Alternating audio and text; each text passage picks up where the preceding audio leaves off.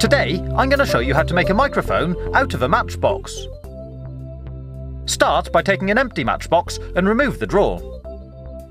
Then, using a sharp pencil, pierce 2 holes in the end of the drawer, about 1 centimetre apart, like this. Turn it around and do the same on the other side. Next, if your pencil has got an eraser on it, pull it off. Then, using a sharp knife, carefully split the pencil into 2 and take out the lead.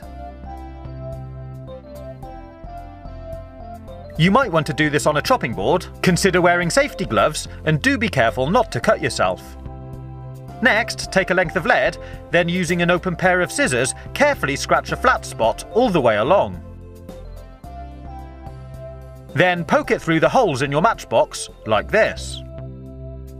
Twist it so the flat spot is at the top, then snap it off so you've got about 1 centimetre sticking out of each end. Do exactly the same again with another lead. Then take another piece of lead, which has also got a flat side, snap it so it fits just inside of the matchbox, widthwise, then place it flat side down so it sits on the other 2 leads without rolling. It should look like this. And that's our microphone made, believe it or not. And now we need to wire it up.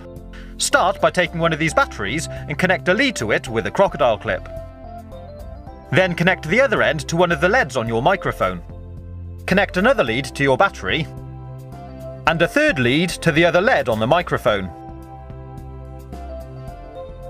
To hear the noise captured by the microphone, we're going to use a pair of earphones. I'd recommend using something very cheap in case they get damaged. These came free with an old mobile phone. Next, connect one lead to the very tip of the headphone jack, like this, and the other lead to the base, here. As these are stereo headphones, we'll only get sound out of one side, but put them both in so you can find out which one.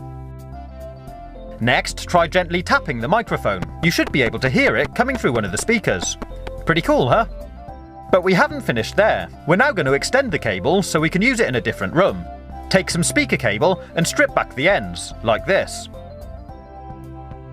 We're then going to disconnect our earphones and connect the clips onto the speaker wire. Unroll the wire into another room. If you like, you can even go upstairs to the other side of the house.